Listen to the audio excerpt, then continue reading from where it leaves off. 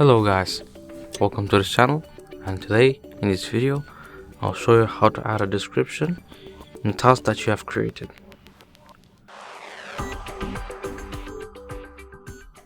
So first, what you want to do, you want to click a task that you have created before. Then here, as you can see, it's written description. Here we will write our description. For example,